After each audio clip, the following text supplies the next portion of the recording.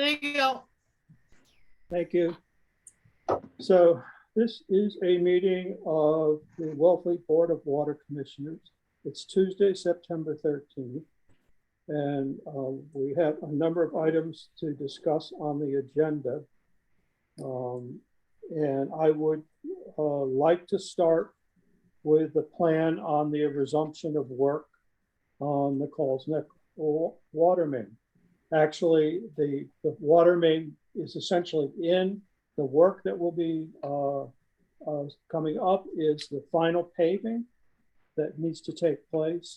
And as you know, that they did do paving repairs early back in the spring as they were installing the main. This is where they go in and actually put the final paving back in place for this. So that is due to start. There is a schedule. We handed this out at town meeting on Saturday. The repaving is due to start the week of 9/26, September 26th, and continue through middle of October. It'll start on Briar Lane, and the reason that we want to do that is to get it out of the way before Oyster Fest, so that there's they don't have a problem with any blockages there on Briar Lane for the fest. Then it goes down through various other streets up to the Coles Neck Wellfield, the Grist Mill Way. And then once they complete that work, they will also be beginning or scheduling the work to complete the repairs that need to take place at the Coles Neck Wellfield on the infrastructure that's up there. So that is all underway, and Karen is going to help us this coming week by getting this revised schedule posted on the website so that we can ensure people know that it's going to happen. We'll also have Jim, I posted Tyler's schedule already. Good. It's on the website. And we have, when we discussed this at the meeting, we also had, the rep from the police station there. And I think we're going to be able to get the use of one of the message boards out there on Route 6 to advise people about the work and when it's going to start. Any questions on that? Do you want me to, Jim, shoot that over to the forum for distribution? Do they? I don't know. How do they distribute stuff like that? It would just go out to the forum's mailing list, email list. Yeah, that's fine. That'd be good.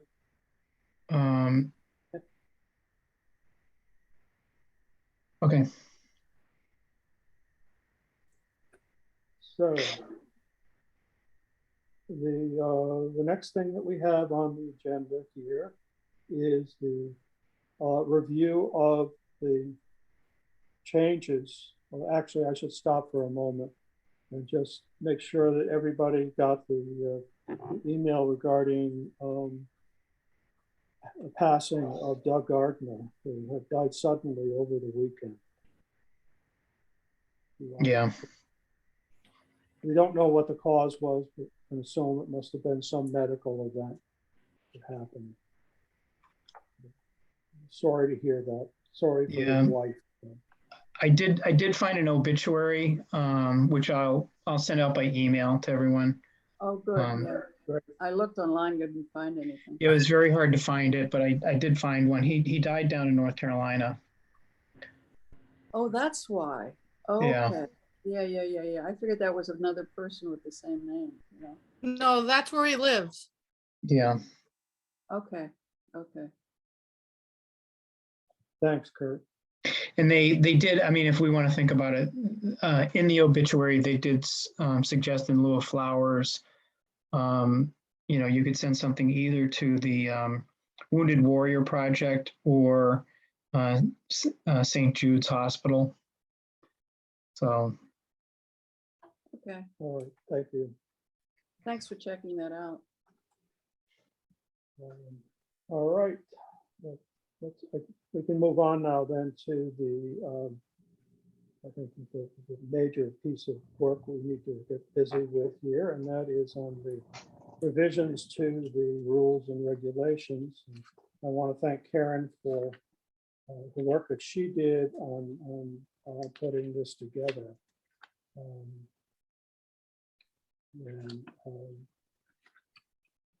So I assume everybody got a copy and had the chance to take a look at it. On the table of contents page, that Karen had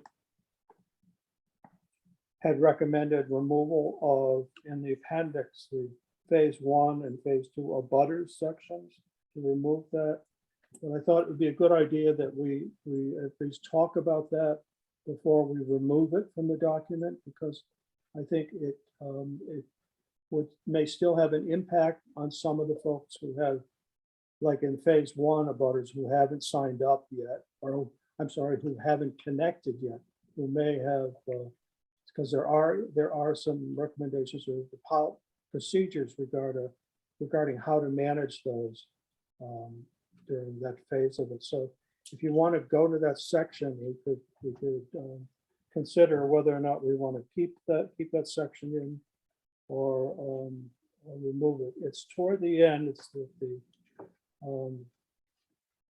in the appendix A.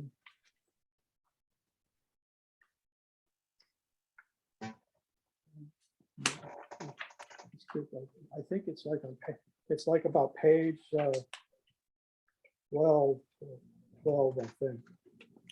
Unfortunately, The pages are not didn't all- listed. Yeah, right. Yeah, the pagination isn't right. In my version, it's, I'm just looking at it in Word, and it's page 16. Okay. What were the total number, 19 pages or something? Yeah, there aren't 19 pages, at least 19. according to Word. It's, and Yeah, that's that right. last appendix is missing. It stops on page 17. The last page is the map of how to, the diagram of how to hook up. And that didn't come across correctly when I went from a PDF and then to a PDF that I could edit. So the last page is just the diagram. So Okay. is this the Yes. second to last page that we'll be Yeah. looking at, or the third to the last? The second to the last, Butter discounts. Yep, that's it. That's where it starts. Page And then one. it goes deferred finances for phase 1, and then a butters discount, but we're not doing that anymore, so it's up to you. Right. So, right, I know we aren't, but I don't know about taking the language out, or if we just, instead of removing it, just saying suspended or no longer in effect. I kind of think it's better to just remove it completely. Jim, I think it might be confusing if we left it in there. I see Tom shaking his head too.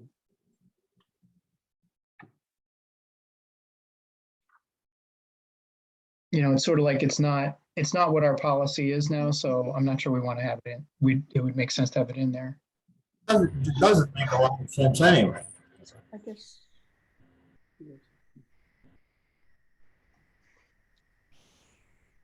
So you think it's okay to remove it? Or- Yeah, I do. I think what we want to have is a clean set of, you know, what our current regulations are.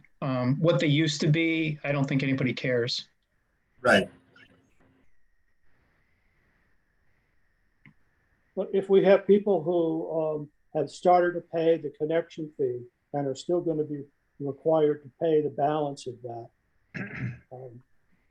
is there anything in here that we would have to? They have it in their terms and conditions, Jim, from the Barnstable County. There's a whole document that you're went into correct, Barnstable Karen. County.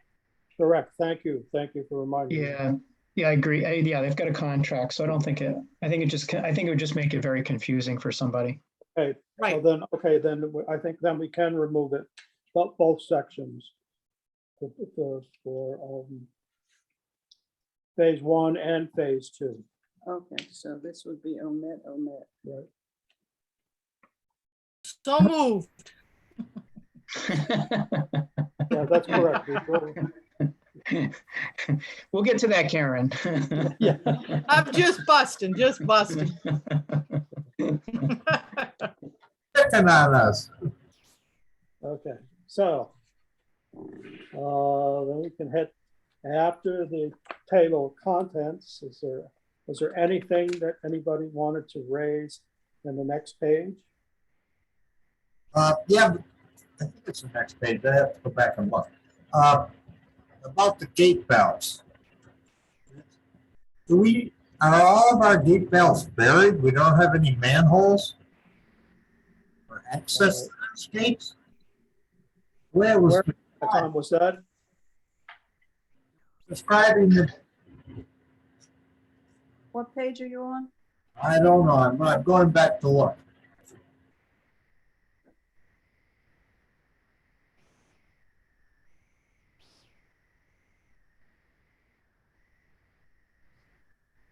Oh, it was at the very beginning of that section, I think.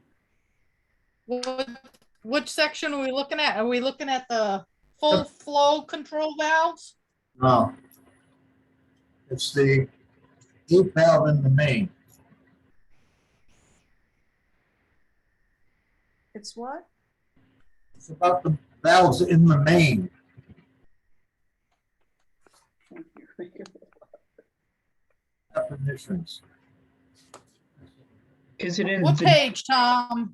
I don't see it. definitions or- What's the heading?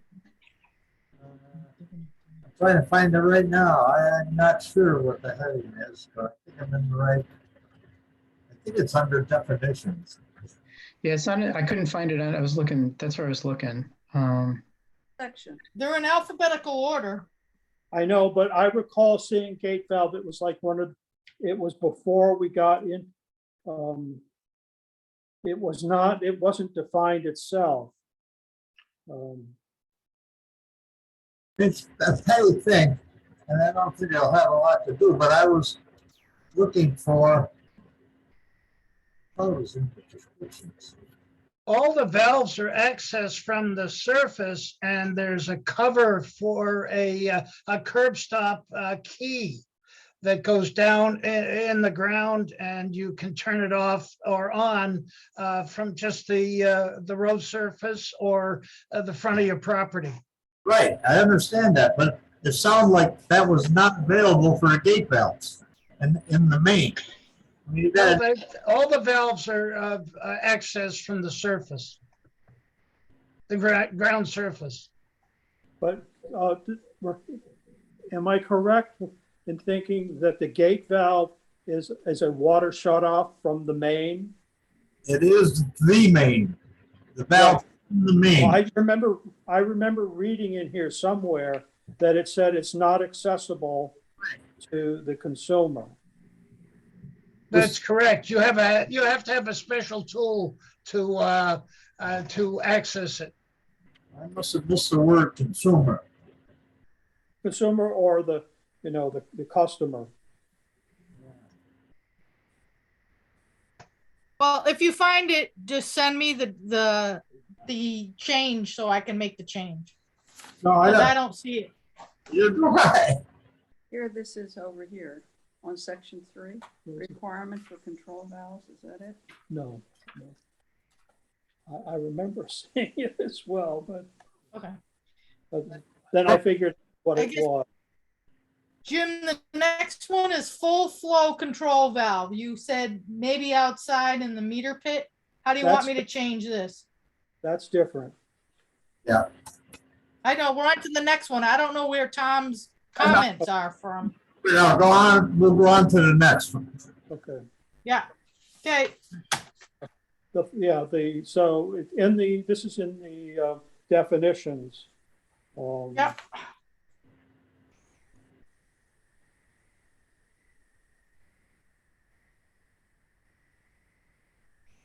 Okay. And it's full flow control valve. And anti-backflow prevention? Is it- Uh, I know they're mentioned in a couple different places. That's like the first, under section 2, backflow preventer is the first item there. You see appendix B, right? 5. That's the drawing. Appendix B is the That's the drawing. It's any. Schematic drive diagram, okay.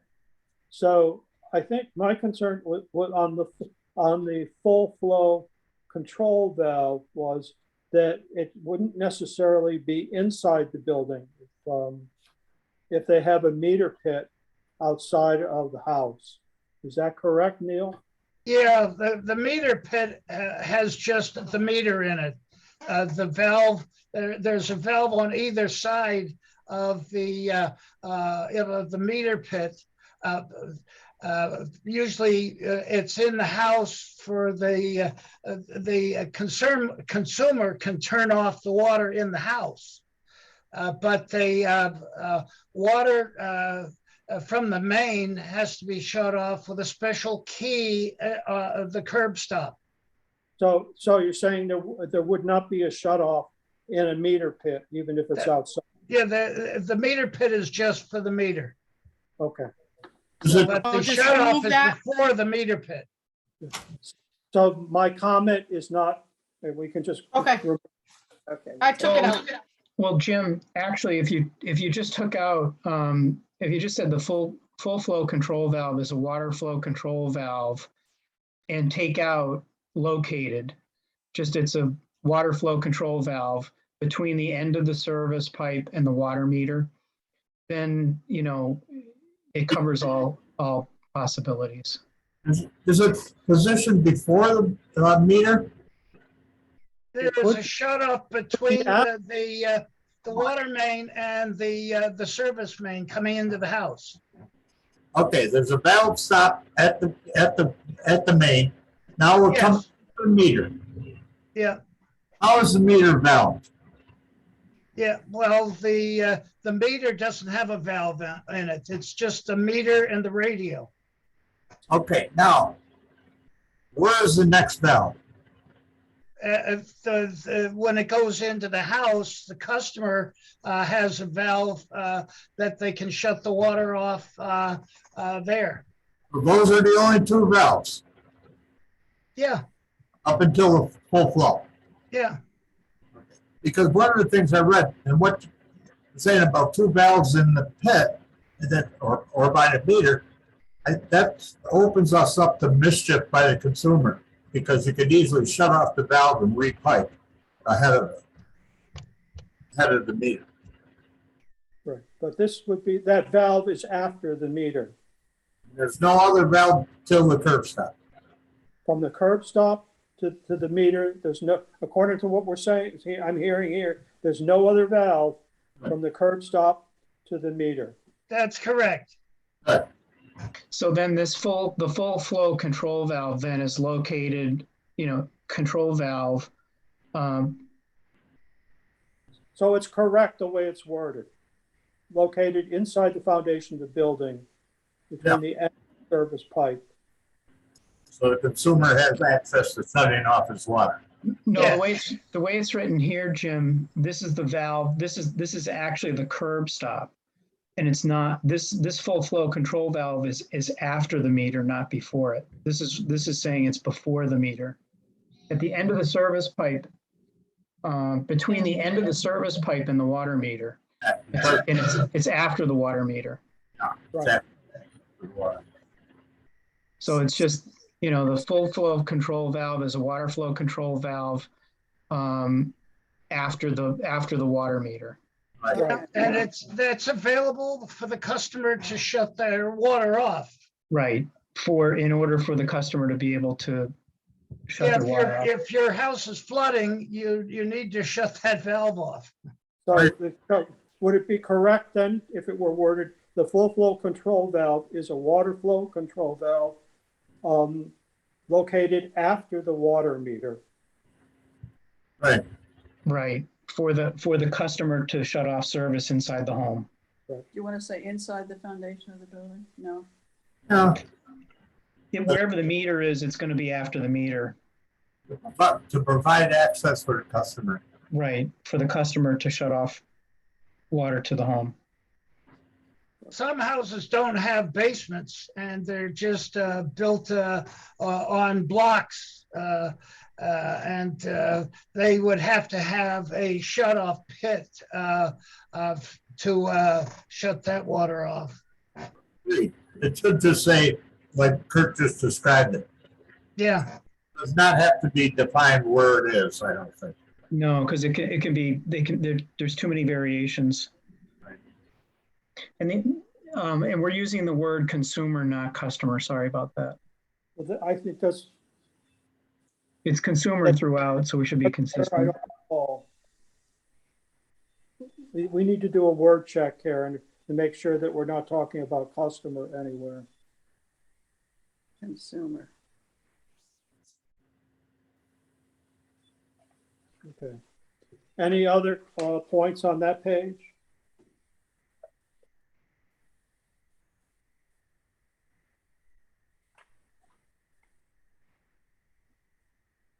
I'm looking at the page now that starts tie sheet. Is there anything on that page? Tie sheet, that's the page, yeah. This is the one where there's a comment there about the water meter. Right, that was my thought was that because it was confusing, it sounded like that the town provides the meter, but it's at cost, providing the cost to the owner. Yeah, that was from provided.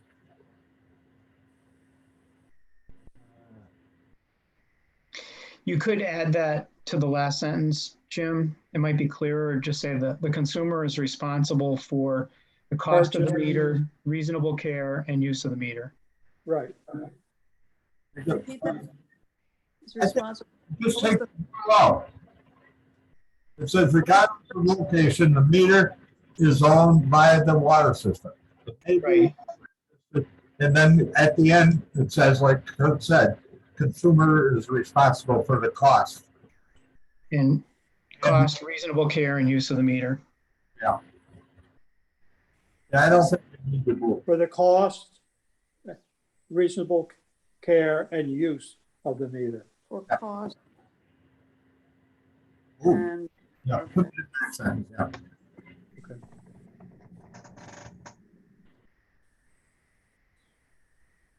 all right. Okay. Then the water system operator.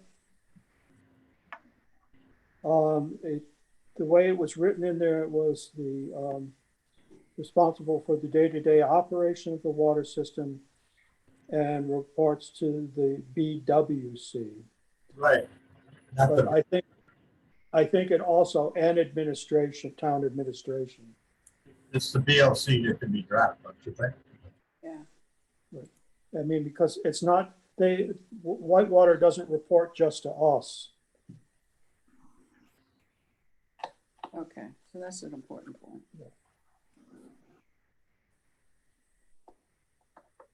Anything more on that page?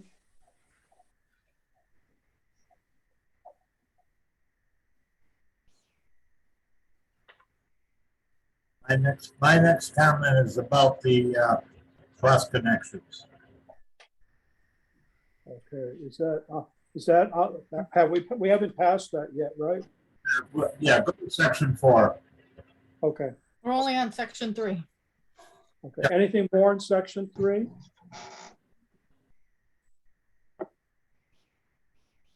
Pretty clean.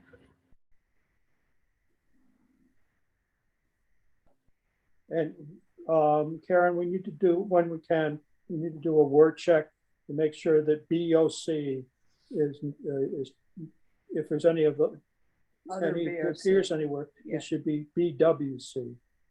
You guys didn't catch those? I can't figure out who they were. Who are these DOCs? Yeah, Okay, section 4. Right. So under meters there, I had, again, just repeating this thing, the meter is provided at prevailing cost to the consumer. That's not good, no. At the, Is that got the 10% on it like the rest of the stuff? paid by, at cost, prevailing cost paid. Yes, it does, doesn't it, Karen, the cost? Yep, But does that, Provide at prevailing cost paid by the consumer and owned by the water system. Yep. Paid got it. consumer. now some of the things we have is cost plus 10%. That's not on the meters? Yes, it is supposed Yes, to it be. is. It's in the cost section, Tom. So you don't think it needs it here? No, Okay. Good thing. So, and then section 4 was, I don't see, Meter repair in the next paragraph. I think the reasonable access thing. Reasonable notice, it's good. but Tom, did you have another comment in section 4? No, your comment about reasonable, is that to remove that? The cost of meter repairs. Did I have that in there? Yeah, Must that's not entry with reasonable notice. highlighted here under meter repair. It's highlighted. I didn't highlight it. I don't know what it, because I don't have. no, color. the town isn't paying for that. But no, we're talking about reasonable notice. There's no money involved. No, but, okay, well, I'm not sure what this means. The The cost of cost- Are meter we paying repair- for it if it's defective? No, we're not there. Okay, here's what it reads. The meter is provided at prevailing cost to the consumer and owned by the water system. It may be repaired, tested, calibrated, improved, or replaced by the water system operator. For the purpose, the consumer must permit entry at reasonable advance notice. It's blue. Only on my computer? No, that's, I I'm think looking at blue is good. key. meter repair. There's a correction there. we're going on to the next paragraph, Tom. Well, what about the remove? Are we gonna remove reasonable? What's your concern, Tom, with the word reasonable? I think we should keep that. I agree. No need to change that. Yeah, so that's okay, right? Yeah, so now you're on to meter repair, the next paragraph. Right. Yeah, Hold it. If this is repairs or replacements due to defects will be paid by Who's the. paying for it? yeah. Well, that's the case, isn't it? Right, So Right, that's, you wanna So keep, we're paying for it? yes, Yeah, but we don't pay for freezing. no, Right. No, that's not, that's that's, excluded in the next sentence. due to, Okay, due to defects. That's the caveat on that. well, it's a little confusing to me though, if we say or unknown causes, isn't an unknown cause a defect? Broad. Yeah, wouldn't it on could be tampering. Yeah, All we're They do tamper with them. yep. I'll tell you that um, much. Yep, Not water, unknown causes to cover that. well, if it, well, if it's gonna have to be changed out anyways, if it's not working properly. So, and then be examined, and someone with expertise would determine whether or not it's a defect or whether it was, Maybe external cause. Yeah, right. so we'll leave it as it is. I think so. I don't think it would hurt to say tampering in there, to add the Yeah, word. because it happened. In Yeah, the I think it's okay to add tampering, because then that's putting them on notice. And then there might be other unknown causes, Oh, but, in the you know, last sentence, you mean? In the next sentence you're talking about. Sure. no, I'm talking about in meter repair, the cost of repairs, maintenance, and or replacement caused by, and I would say tampering, freezing, hot water, or unknown causes, whether internal or external, will be charged to the customer, to the consumer. Agreed, That was the next sentence from the one we were talking about. Yes, I agree. agreed. Okay, by tampering. Tampering being the first before freezing. Yeah, if that's a problem, we should put it right up front. Okay, I'm on it. We'll call that mischief. Yes, yes. Okay. Anything in section 5?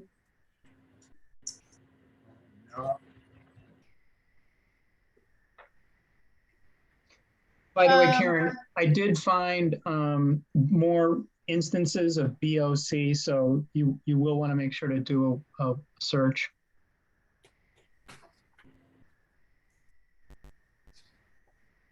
Yeah, BOC I to got that replace, along with changing customer to consumer, right?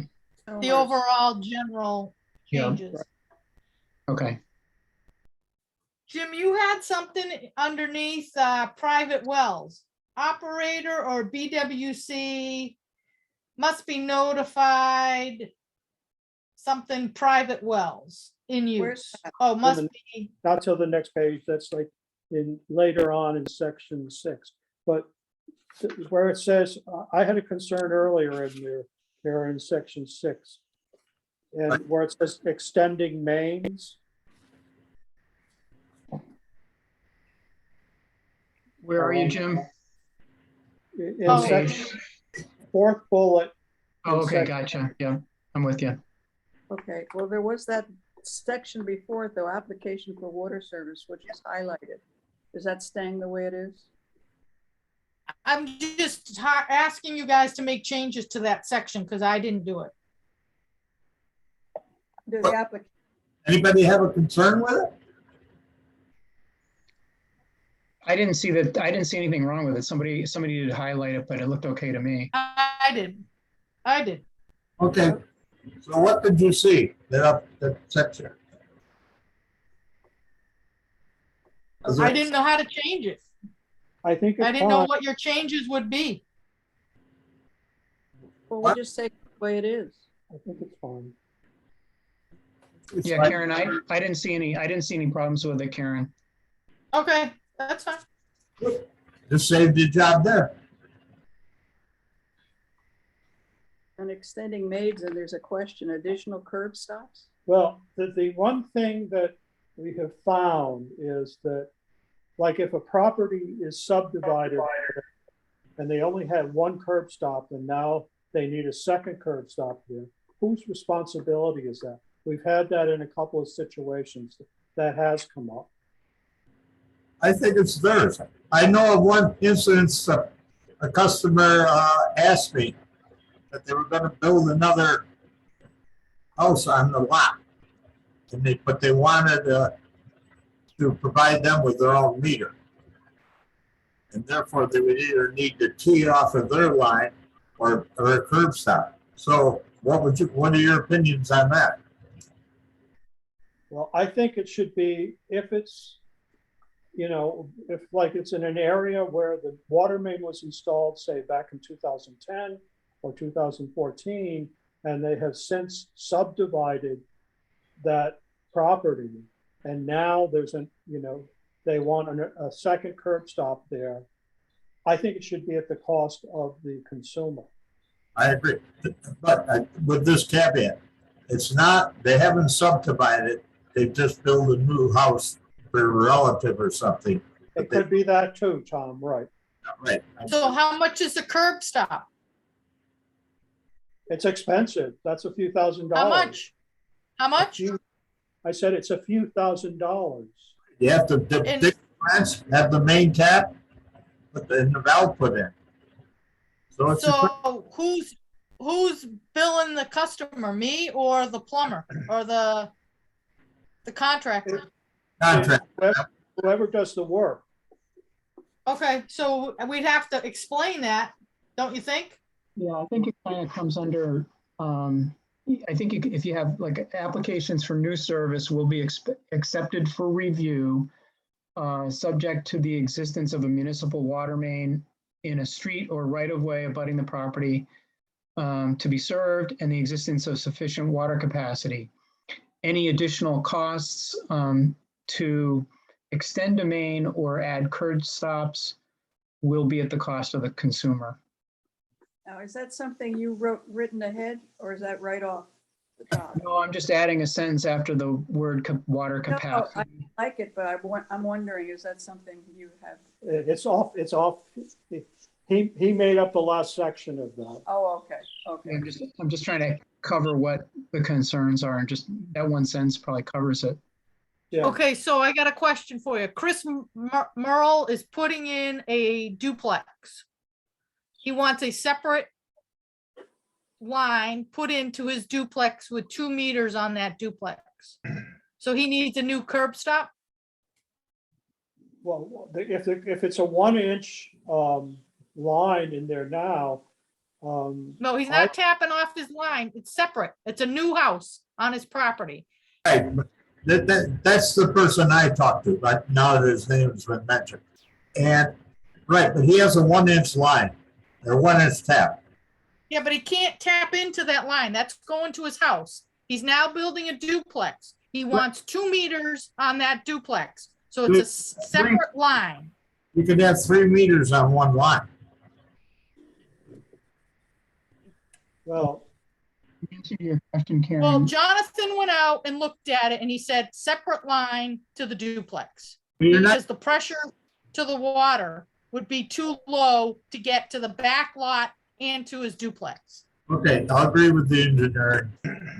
So that goes under the sort of the general theme of, we look at these things, and if there's additional costs, the customer is going to pay for it. It sounds like for this particular instance, it's a separate curb stop for the duplex, but you don't have to have 2 curb stops for the duplex. You only need 1 for the duplex. And Right, then but he has split the one already for his house. That's Yeah. already done. And That's done. Now he's putting the duplex on his property. He wants a separate line run to that duplex, then he wants 2 meters because he wants 2 separate bills for the apartment. Yeah, so He's got 2 curb stop. apartments. He needs a new curb stop for the duplex, and then he needs 2 meters, right? Yep. Right. And then on top of it all, he wants to tie the basement into his house. And that's going to be a separate entity. So that's now just- we got a complex number of units for that property. okay, Karen, this is something Yep. we got to take up when we meet with the building commissioner and building inspector. And the Because zoning people. there's something going on at that property. They've already got others. They got an apartment in there that's not on the assessor's database. So how many units is he going to have on this property? He's going to have the duplex, which has 2 apartments and an office. I called it an office or his business. So there's 3. And then he's telling me his main house is 1. And I said, but you have another line going to a shed. And he's like, no, I don't. So he's got 4 units on that property, according to what he's telling me. Yeah. I think we need to have this discussion with the building inspector. But you see the issues I'm running into because he's in my office. Here I'm on an application. Let's go. I understand. Yep. So I think we need to add the line in here that says, after sufficient water capacity, any additional costs associated with the provision of the service will be borne by the consumer. Right. So Okay. it just covers the fact that they're going to pay for these things that are deemed to be necessary in adding, and extending the main. Well, Yeah, he's Whitewater not should, talking at me. Whitewater should be able to hot tap the service main off the water main on the street. They can hot tap it and put another curb stop or two. Okay, it's just, Yeah. all the stuff has to be ground out. I can't grind it out. I'm not an engineer. This is not my forte. Yeah, So the I'm one- in the weeds, so I'm bringing it to your attention. That's all. Let's get Karen off the hook and say, any approvals have to be, any approvals or disagreements have to be referred to the board. Well, who would normally do the? It's a complex situation. This is the one over on Oak Ridge, I believe, Karen. Yeah, but Jim, the question would be, who would normally do the design? Is that the plumber? Is it Well, the Whitewater? design should be like coming from Robert Hour or, Yeah, what's his name? Brundage, So that would- Corey. so the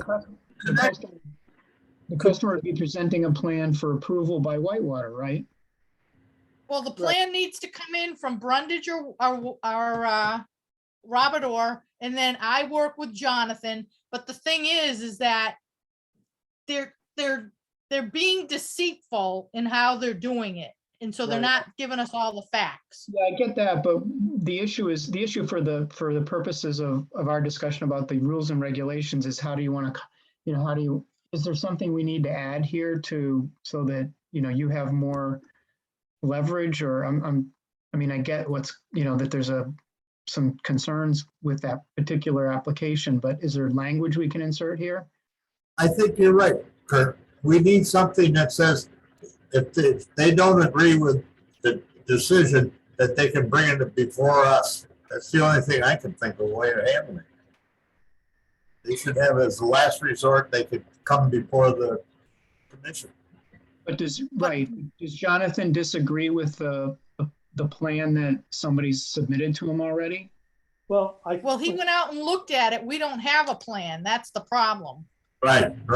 Extending mains here. That's the issue. We need to add right here in extending mains, in addition to the cost, the applicant must present a plumbing plan to be approved by, the Board of Water, by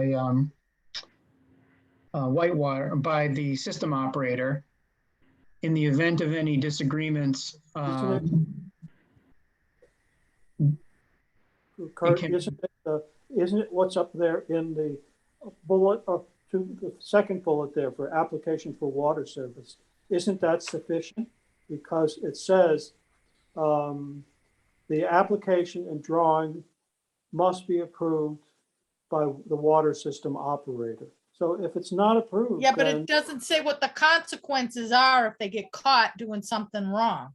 There's Karen, no consequence. if we gotta somehow figure out some verbiage that will bring it back to our responsibility. I think that's the only way to end it.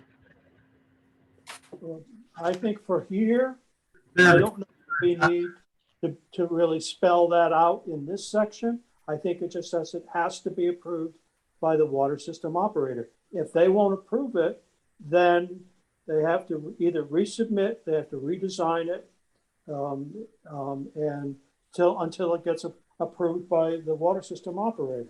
Yeah, I mean, I don't think anybody should come before us dealing with an issue like this. We're not really equipped to do that. Karen, it would seem to me that if there's a concern like that, Whitewater, I agree with you, Jim. It is covered under this applications for water service. If the water system operator is the final authority on approving or not approving a plan, if the person requesting the service has a problem with it, they're going to come to us anyway. If Jonathan or Whitewater says no, we're not going to approve this. He's probably doing that on the advice of either his own experience and or the plumbing inspector to say this isn't right, or the building official who says there's shenanigans going on here and that's not going to be sufficient. Right. You know what I mean? So now we're gonna take the next phase. Now I got a customer that's coming that already paid for the hookup and the trenches are already dug and installed. All they need is a meter.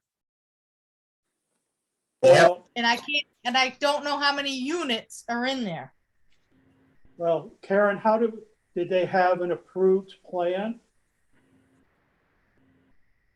I see a hand drawing with pencil. So I Signed told off? him he had to redo the application, What but says they it- don't know. And I guess Robert B. Hour doesn't have records of how it was done. That's where I think we need to, maybe we do need language of before any work is done, they must have approval of the plan by the water system operator. That's a good idea. Well, ultimately they're paying for it anyway. So if they got to do rework because the water system operator won't approve it, that's their problem. Right. If I they agree with work you. and they didn't have an approval, we're not gonna give them a meter until the water system operator's happy. Right. So I don't, So you want him to dig up the trench Has it, so we can has it been inspect it? inspected? Of course not. It's supposed to be part of the inspection process. They did it in 2012. You want him to dig it up? Wait a minute. The job is already complete? No, they don't have a meter. They're gonna put a meter in now, but the plumbing and all the other stuff is ready to go. And they did it in 2012. Did we approve it before the work was done? do they have an inspection and or water system operator approval? How would I know that? Yes. It should be on file. Yeah, you're right, Karen. Yeah, okay. No, I mean, Yeah, all you're right. right. You're right, Karen. But what we could, we can ask them for either a water system operator, approval or an inspection. I mean, when the work was done, somebody must have inspected it. I can't imagine that they did this work and didn't inspect it. I can. So can I. I second that.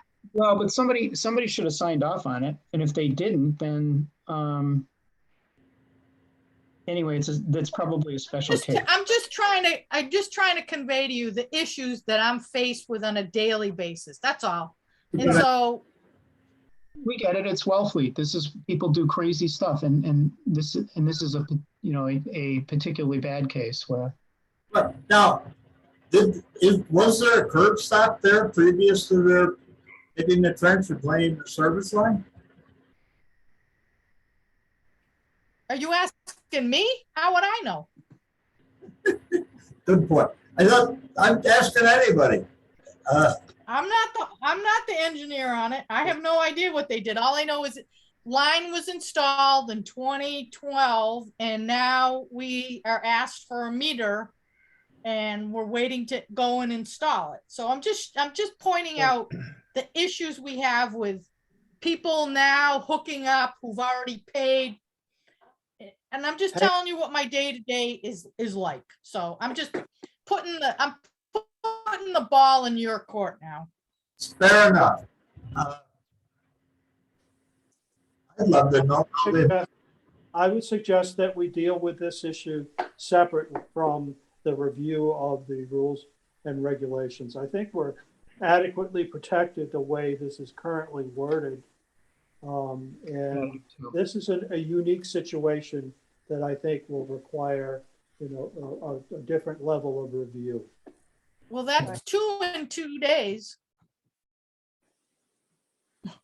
I'm sorry, I didn't hear you, Karen. I said that's 2 in 2 days. What do you mean? That's 2 issues in 2 days. You said these two problems came in this week. Yes.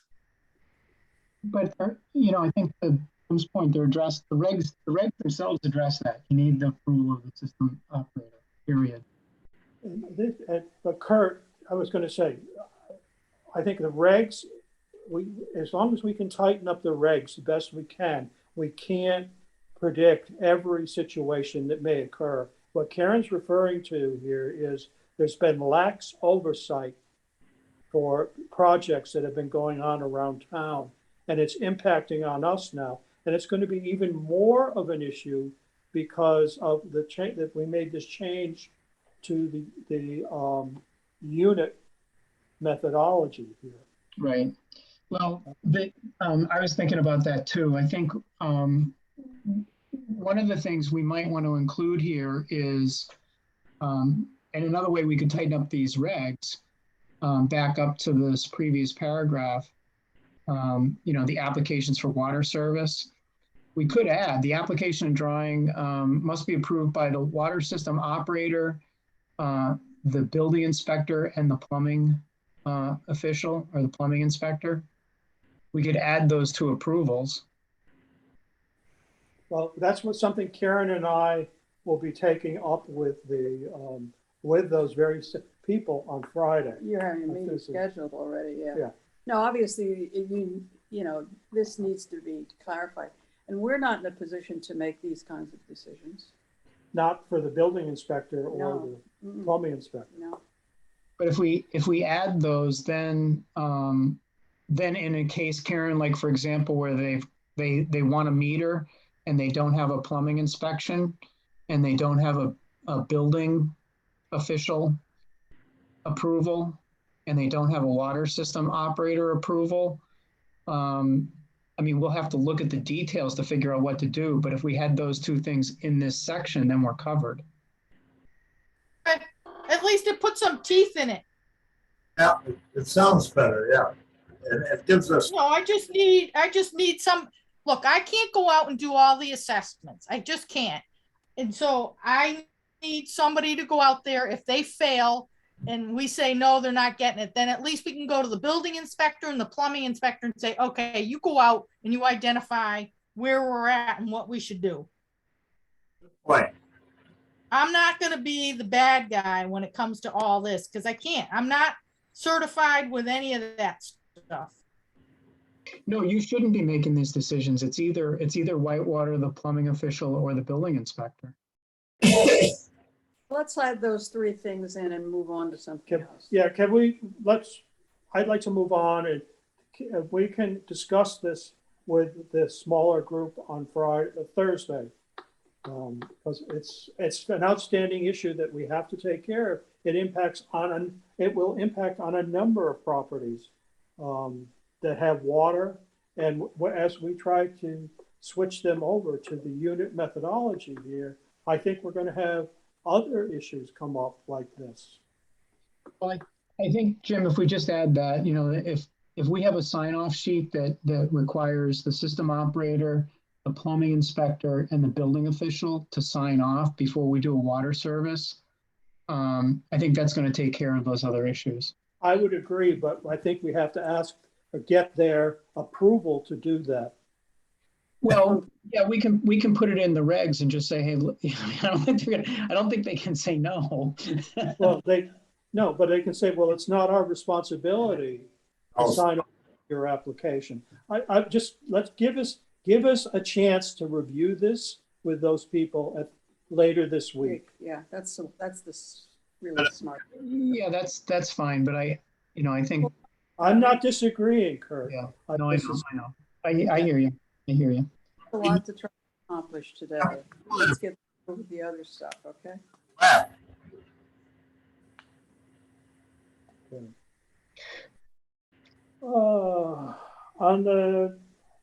I think the next comment that I see in here was on the bullet on private well. Okay.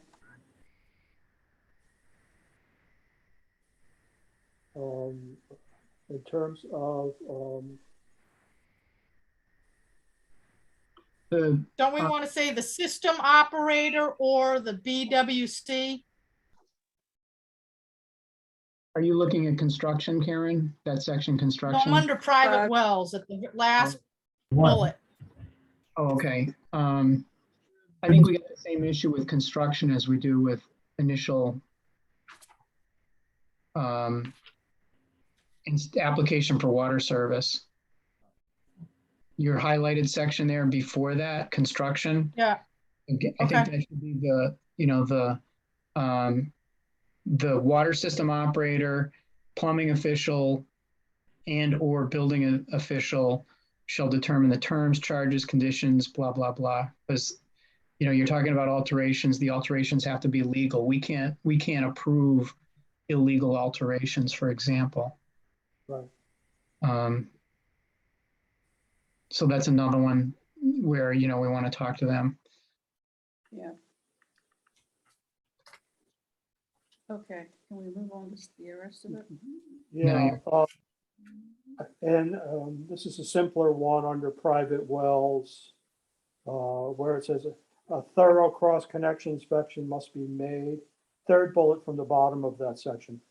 Thorough cross-connection inspection must be made by the operator. It is at an additional cost to the consumer. Because that is part of the inspection. Yeah. One of the requirements. So cross off at no additional cost? Yeah, All right, get that out of there.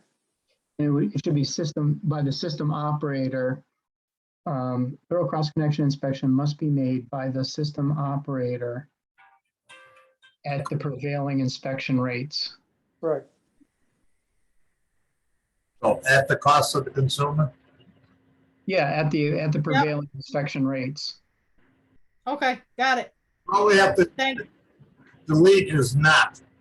Correct. Just take the word no out and you're all set. Take the no away and leave the rest. An additional cost to the consumer.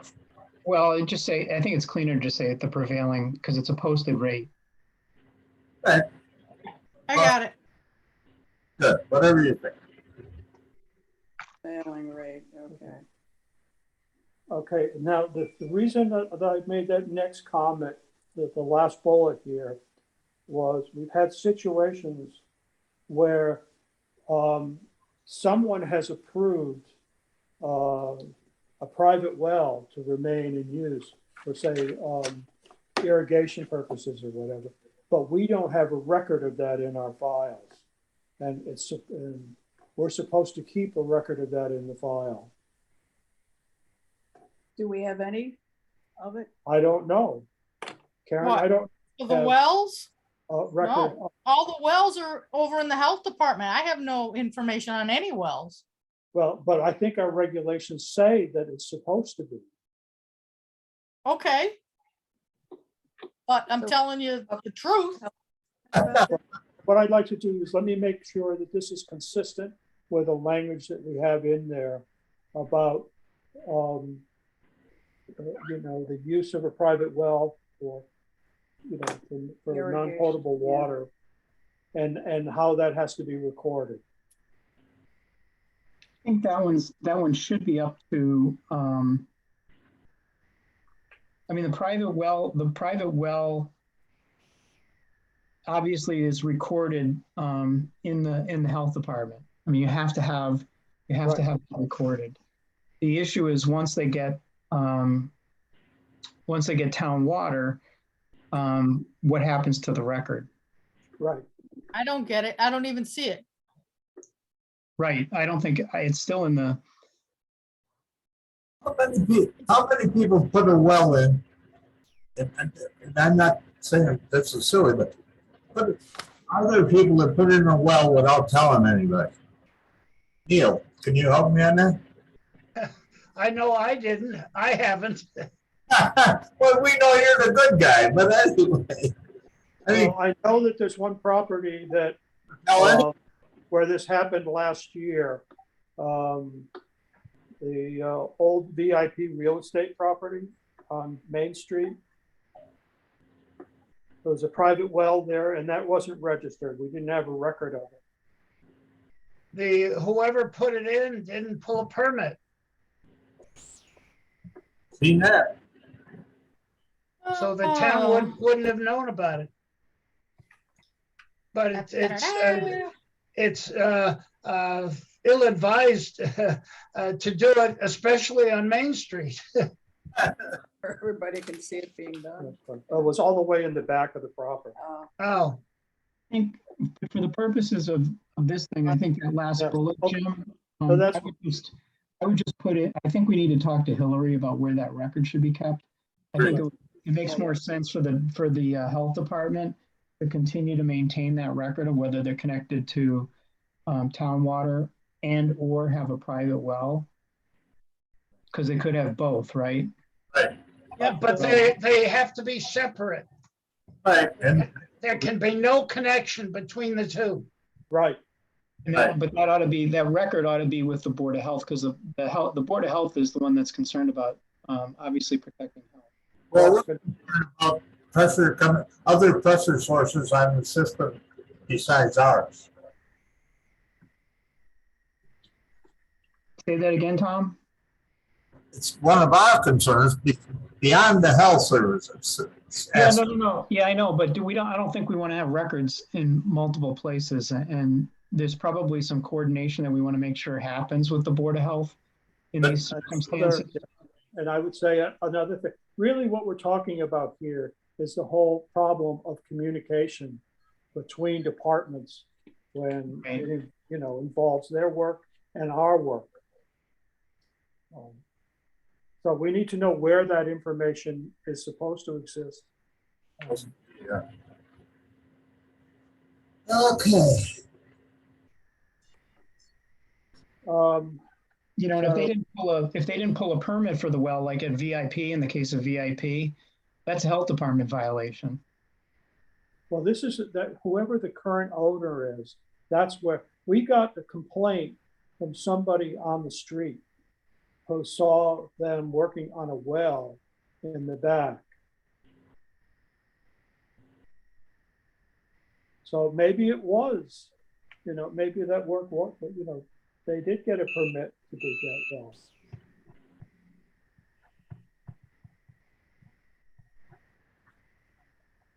Okay. But I guess for the purposes of this last bullet, I don't know that do we want to keep records of private wells?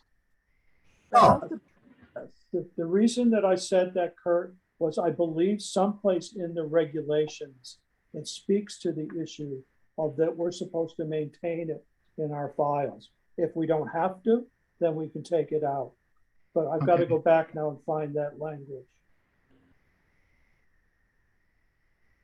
Anyway, I'm happy to, I'm going to be talking to Hillary anyway, so I'm happy to bring that up with her and just see if we can streamline record keeping to keep all the private well data at the Board of Health. Would that make sense? Yep, absolutely, because I don't have any of those records. She has it, and then when somebody new hooks up, I send it over to them and they have all the new water people hooked up. They know who's hooked up and who isn't. So they control the master records. that's They all. should keep, yeah, unless we have to, but I don't have any of it. That's all Hillary. And there's no need for us to know anything about the wells, except when we put in the water that they might connect to the well. Well, If they have a well and want to use our water, we need to know. I don't need to know if whoever out in the boonies has 2 or 3 wells on his property.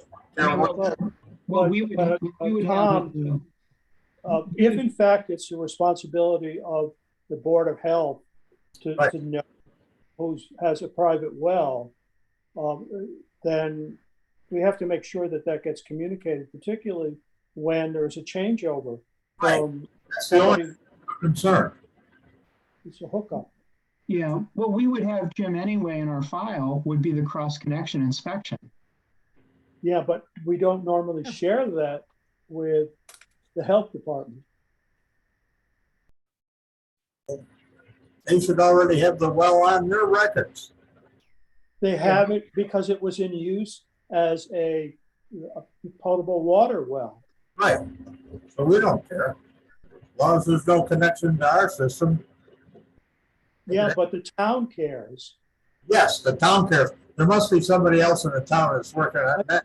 Well, this again, it goes back to this issue of we have to make sure that the communications are clear. Who's responsible? Where's that information maintained? And who Right. permits, But yeah. So that's part of the reason we're having this meeting on Thursday.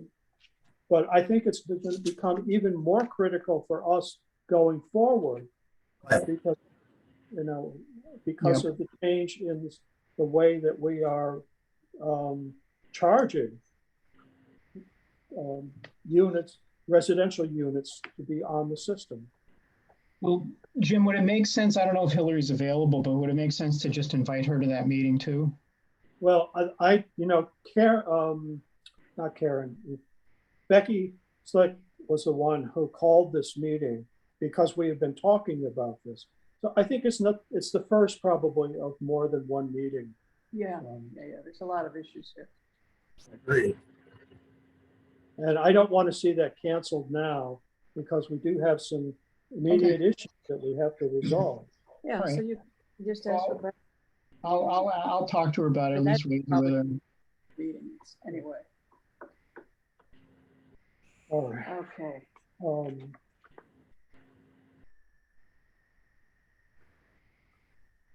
I am getting kind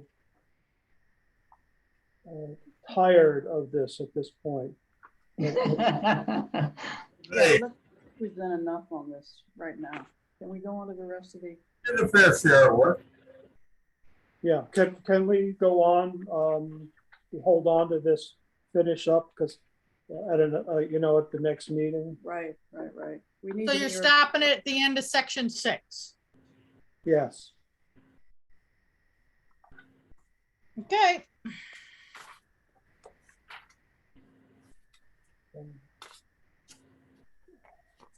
All right.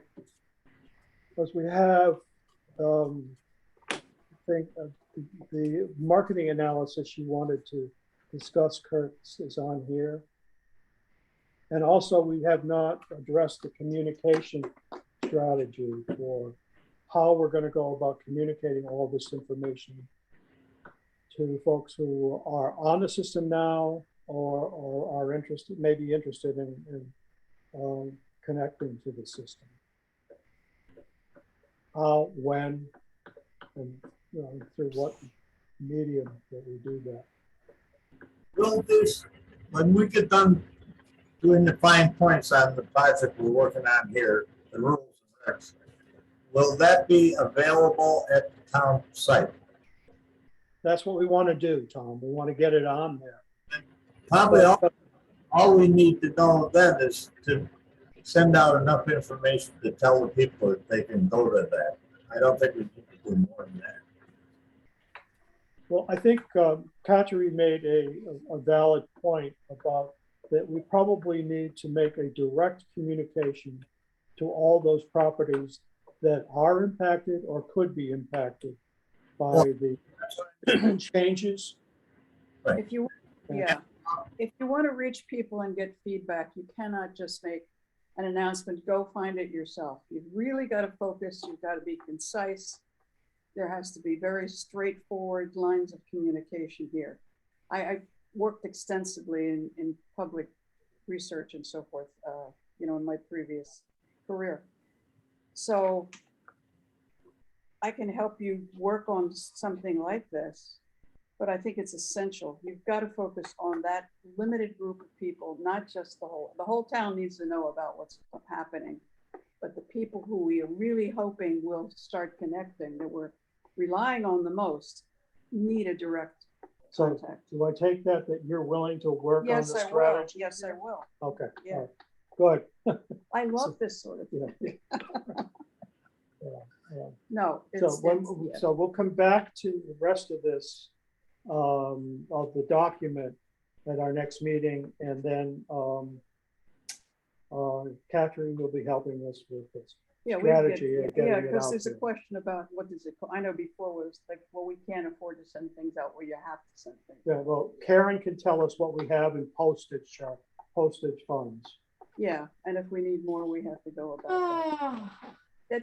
That should not be the controlling issue. The issue is, you know, really, I mean, the other thing is. I'll ask Rich if I That's- can overspend the money. Well, don't we have 1,500 in our budget? I don't know. I thought it was I in don't know the, what's left. I I thought don't that know was what's the left. budget that was passed. I don't know what's left, Jim. I haven't got an update on the postage. Because I send out letters constantly, and certified letters. Well, they're expensive. I have to, it's law. Yeah, well, we may have to apply for more funds to do what we feel needs to be done, but let's not start talking about that now. Let's just say, I'm really very interested and I'm very experienced in this. So you're lucky here. So can we go back on the marketing analysis that you prepared? Sure. Let me, can I share screen, Karen?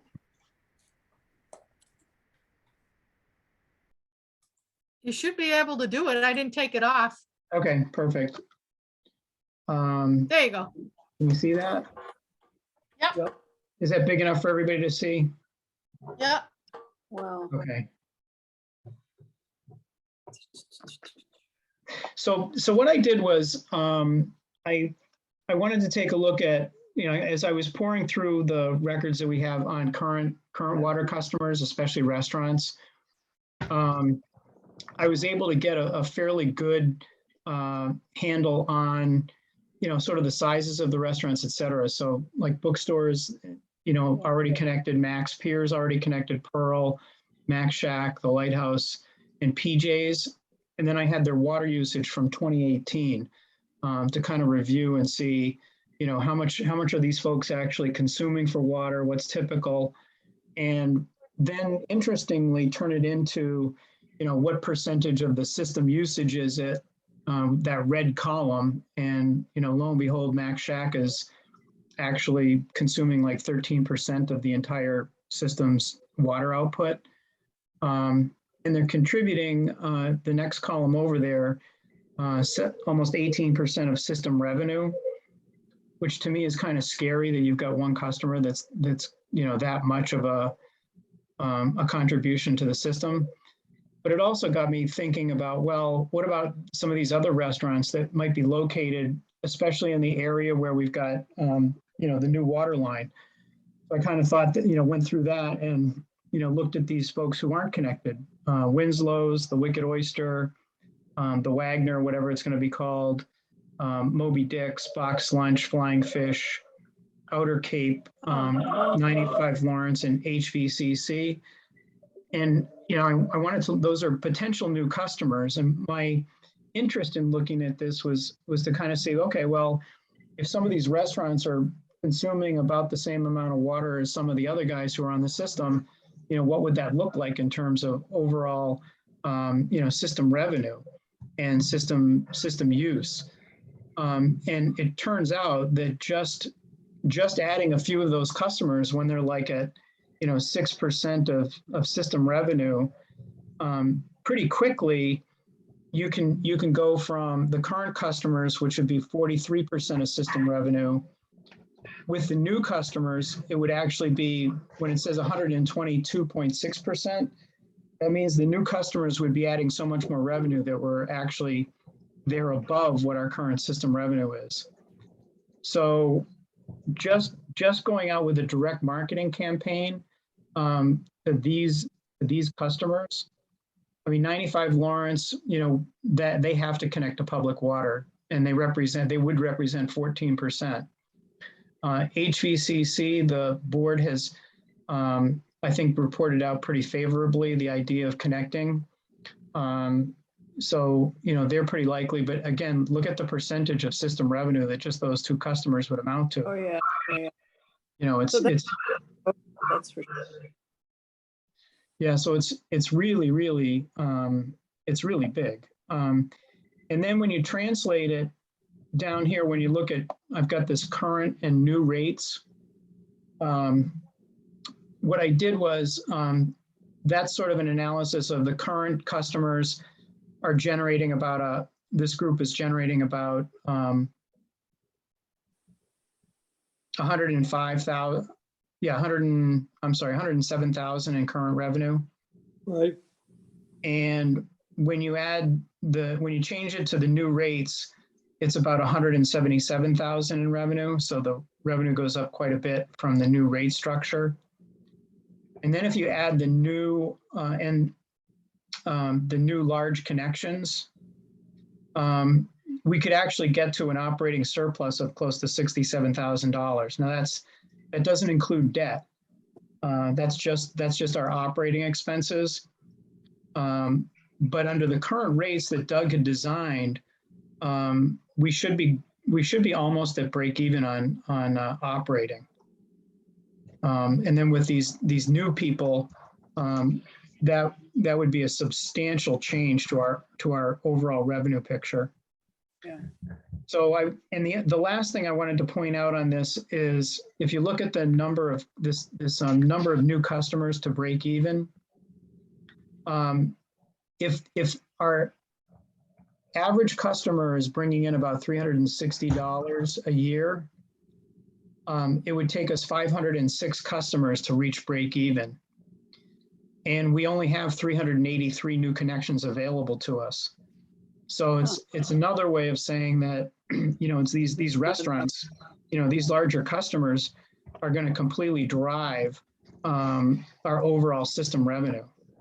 Because this is only 1, 2, 3, 4, 5, 6, 7, 8. That's 9 customers. Those 9 customers completely overwhelm what we'd be able to do with 500. We'd have to have 506 regular customers. Kurt, this is terrific. This is absolutely terrific. You're really getting us to focus on the easiest way to accomplish what we need to do. Yeah. So it was it was a real eye opener for me. And again, I think that what we've done with our new rate structure, by, really trying to bend over backwards to make a structure that's attractive to HVCC and some of these other customers, getting, again, a low connection fee, even if it's $1,500 for these restaurants. The other point about it is it's a $1,500 $1,500 connection fee to bring in, $5,000 in 1 year. So the payback on that connection is, almost justifies giving it to them for free. I mean, if we're getting $5,000 in the first year and we're charging them $1,500 to, as a connection fee, that's an enormous amount of revenue that's coming in from that customer. Now, are any of these restaurants, they've been, being dealt with because of the problems with the purity of the water that they're currently using? Well, one of the pieces of, I don't know who specifically has had issues with the quality of water per se, but they all are going to have to be undergoing, they're all public water supplies, so they all have to go through the PFAS testing process. So they're going to have additional costs associated with doing PFAS testing. My guess is a bunch of them are going to have positive PFAS results. Yeah. So that's going to be a problem for them.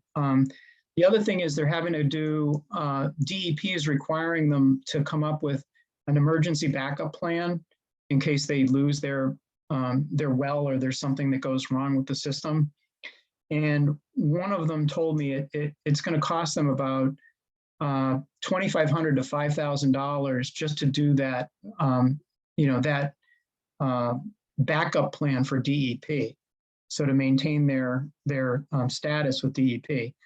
So they've got a lot of costs coming down the pike at them from PFAS testing and from DEP changes. They're also increasing the frequency with which they have to test. Right. So we're in a great position to be marketing public water to these people. Yeah, I would say. So it sounds like what you're suggesting, that we need a kind of very specific tailored kind of strategy for marketing to these Exactly. these potential customers. Exactly. And, I don't know what it boils down to, but it's so few, we can go meet with them all individually, Right.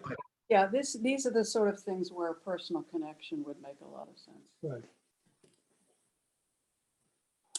So Great. anyway, I just thought this was just, very exciting to be looking at the potential for an operating surplus.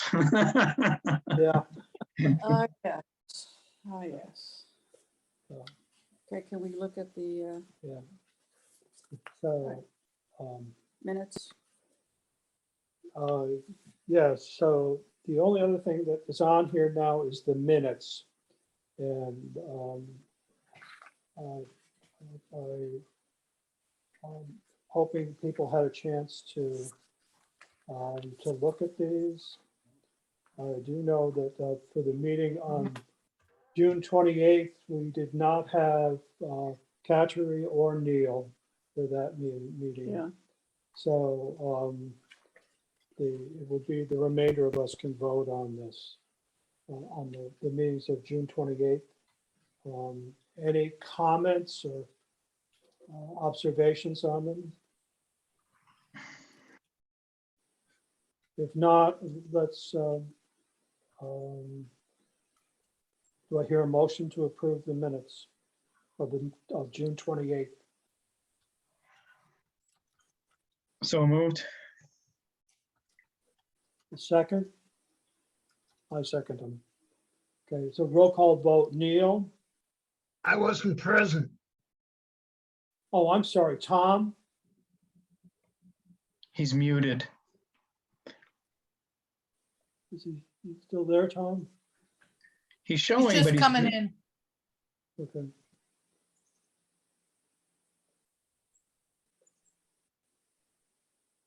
All right, Kurt, you? aye. I vote aye. We're still waiting on Tom. He's still muted.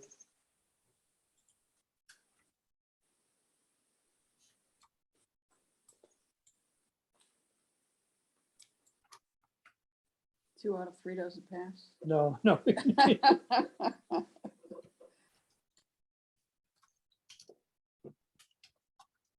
We need him because Katri and Neil weren't there, right? Yeah, Right. exactly. Yep. I was there, I just I don't know couldn't. why he's. Tom, Tom, you're unmuted now, Tom, it looks like. we're talking about the meeting of June 28th. We're asking for your approval. The minutes.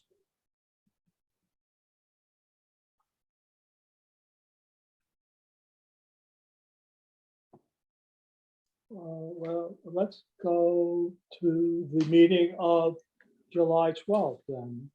We were all at that meeting, so, I'll move. okay. So I move that we. do I hear a accept them. second to, Second, okay, roll call vote then? Katchery, Aye.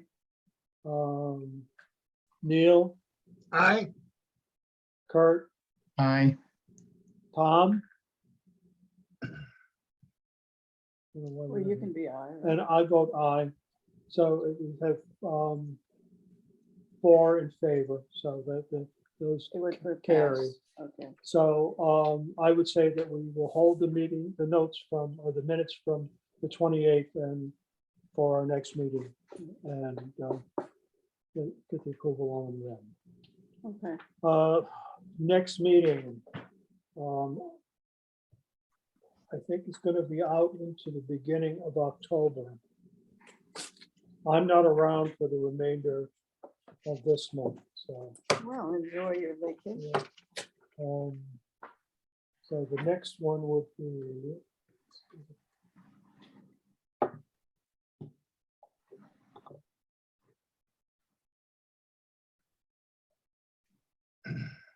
Talking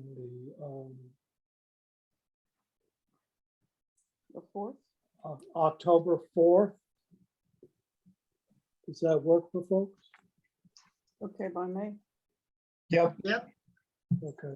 Oh, so it'd be October 4th, 4 p.m. Okey doke. Okay.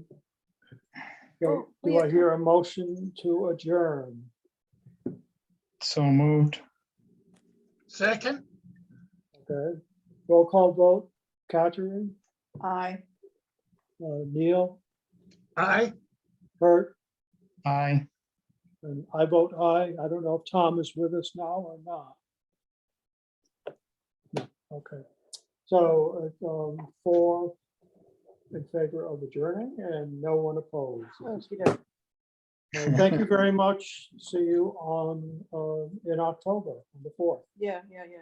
In the meantime, if there's any, if Karen, if you're getting additional making any changes, if you get whatever you've worked on or are working on out to us in advance of that so that we can finish this up next time at the next meeting. Yeah. Okay, Well, we got Yep. a lot of today. thank you very much, everybody. Take care. Thank you.